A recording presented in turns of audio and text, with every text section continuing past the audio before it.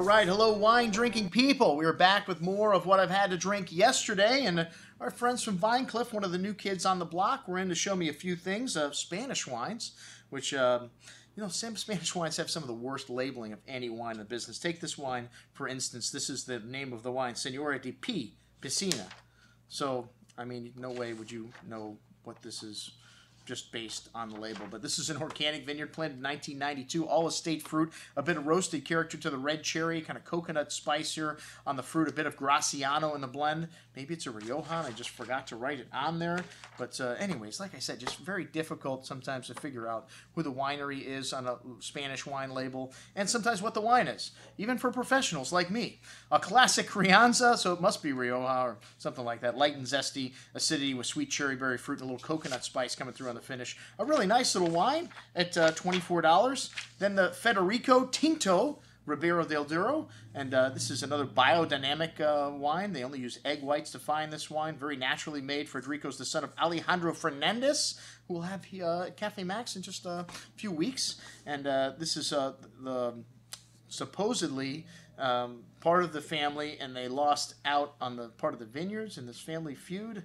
I don't know, kind of a little confusing as to how the whole story of that went down. If anybody would like to email me back and let me know the whole story, I'd love to hear about that. But this label was founded in 1986. The wine is supposedly 2009, but nowhere on the label does it have a vintage, which is very odd also. And, I guess there's certain wines that can be labeled without a vintage. Red Table wines, for instance, don't have to have one, but if someone could figure that mystery out for me about this wine, I'd also like to hear about that. 100% Tempranillo, red cherry, currant berry fruit, slightly roasted quality to the fruit there, raw steak, fresh herbs, a light and easy drinking style of Ribera, nice cherry berry fruit showing, and nice nuance in the nose here as well for $20, $21, a very good little wine. Then the Alfredo Maestro Castillo do Duero Tinto Penefel Validad. Oh my God, jeez.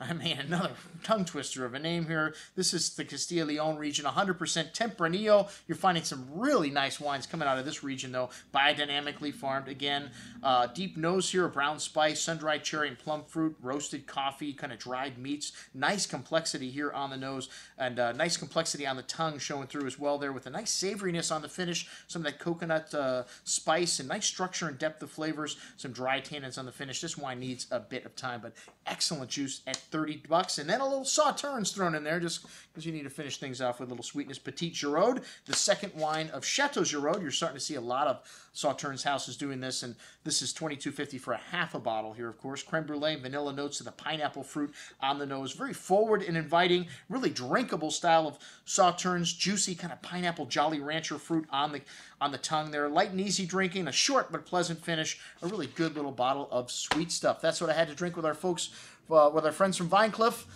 Distributors. I'm your host, Andrew Lampasoni, signing off for the Wine Watch, saying remember, always drink the good stuff first.